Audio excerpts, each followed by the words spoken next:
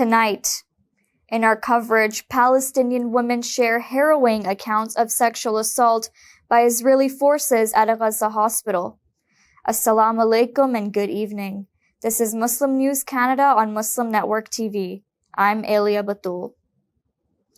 The Liberal government is poised to unveil counter tariffs targeting $37 billion in U.S. goods if incoming President Donald Trump imposes tariffs on Canadian exports. In an address to a Canada-U.S. Relations Council in Toronto today, Prime Minister Justin Trudeau has warned that Canada would retaliate swiftly if tariffs are enacted. Trudeau says the measures will possibly take effect as early as Monday. Additional tariffs covering up to $110 billion are also under consideration, depending on U.S. actions. Trudeau says, if the worst-case scenario happens, we must demonstrate that trade wars have no winners. Foreign Affairs Minister Melanie Joly, speaking from Washington, says U.S. lawmakers are alarmed by the potential for a trade war.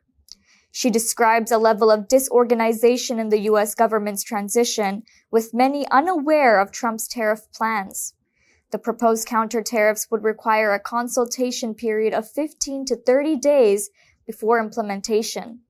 This would give both nations a brief window to de-escalate tensions. Former Canadian Finance Minister Chrystia Freeland has announced her candidacy to lead the governing Liberal Party. In a post on X, the former finance minister says, "I am running to fight for Canada." Freeland is the first woman to serve as Canada's finance minister. She played a pivotal role in navigating the country through the pandemic and renegotiating trade agreements during Donald Trump's presidency. Freeland is a former journalist and Oxford Rhodes Scholar from Alberta. She resigned as finance minister in December after a fallout with Prime Minister Justin Trudeau over economic policy. She criticized Trudeau's governance in her resignation letter, urging Canada to counter Trump-era economic nationalism. Her departure contributed to Trudeau's resignation after 9 years as Prime Minister. The leadership race pits Freeland against former Bank of Canada Governor Mark Carney, with both candidates securing endorsements from Liberal MPs. The party will vote for its new leader on March 9th. The winner is expected to face Conservative leader Pierre Poilievre in a general election later this year. Mark Carney, former governor of the Bank of Canada, has also officially entered the Liberal Party leadership race. Carney has launched his campaign from Edmonton, Alberta. He is positioning himself as a centrist by criticizing far-left spending policies and promising a pragmatic approach. He vows to build the fastest-growing economy in the G7. He has highlighted his roles in steering Canada through the 2008 recession and navigating Brexit as Bank of England governor. Carney has yet to decide where he will seek a parliamentary seat.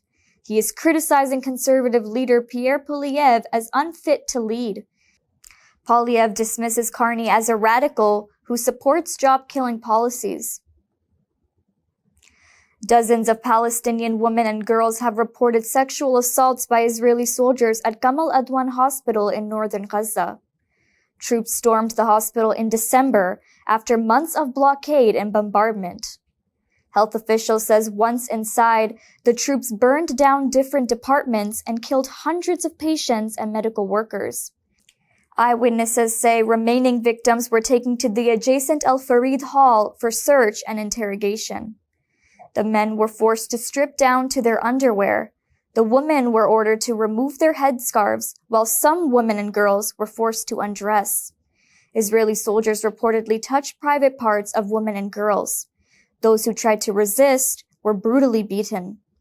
They then forced 350 people into the yard. Many of them were half-dressed.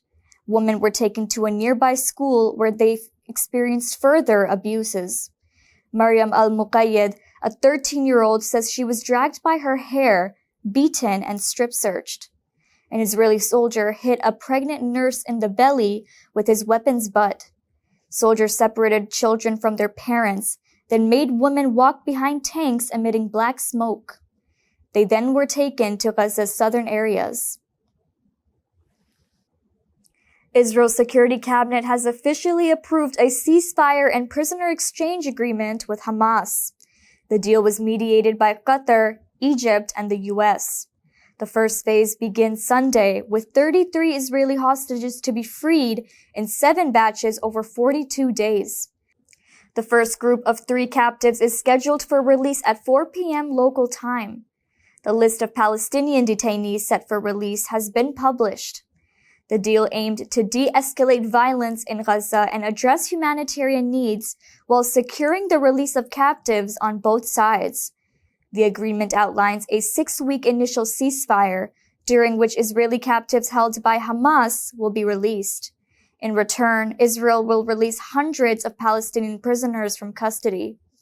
Meanwhile, humanitarian aid to Gaza is expected to surge, alleviating severe shortages of food, medicine, and shelter. The deal was signed in Doha by representatives from Israel, Hamas, the U.S., and Qatar. Mahmoud Basel, spokesman for Gaza's civil defense, says Israeli occupation forces continue to bomb the Gaza Strip. At least 113 Palestinians have been killed in Gaza since the announcement of a ceasefire agreement Wednesday. The casualties include 28 children and 31 women. More than 264 have been injured. Airstrikes have targeted Rafah, Khan Yunis, and Gaza City. Hamas says Israel is deliberately committing massacres to sabotage the truce deal. It calls Israel's actions as terrorism and condemns the bloodshed. The United Nations and other international groups have expressed concerns over reports of continued Israeli airstrikes on Gaza. They urge all parties to honor the ceasefire. Israel's war in Gaza has killed at least 46,788 Palestinians. More than 110,000 civilians have been injured. A report by the United Nations says 15 children daily in Gaza sustain injuries that may lead to lifelong disabilities.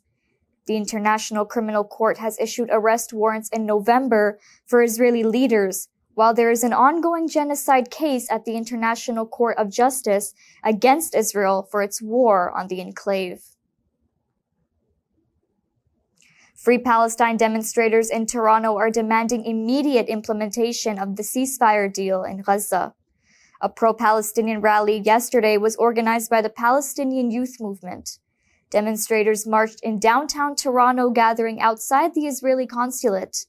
They waved Palestinian flags and chanted slogans against the ongoing violence. The rally came after Qatar announced a ceasefire agreement on Wednesday. Till yesterday, the Israeli cabinet had not voted on whether it would implement the deal. Protesters are urging swift action to enforce the agreement and prevent further humanitarian catastrophe in the region.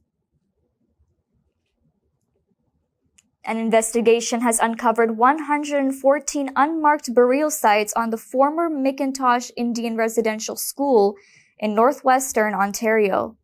The school operated from 1925 to 1969 under Roman Catholic management.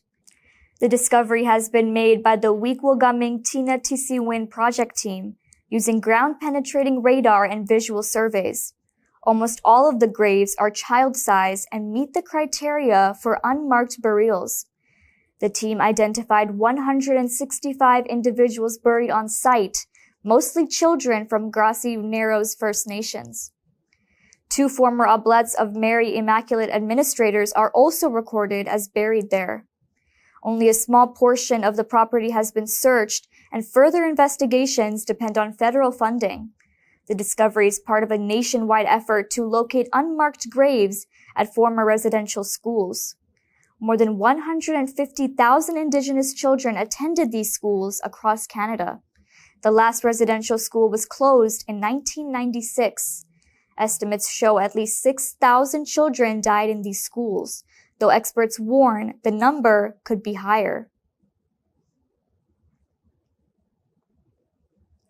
The purchase of 40 tiny homes for an outdoor shelter site by the city of Hamilton is raising questions. Councillors have discovered the 35,000 units have been sourced from China via an American company, Microshelters. Microshelter is a Bradford-based Indigenous-owned business.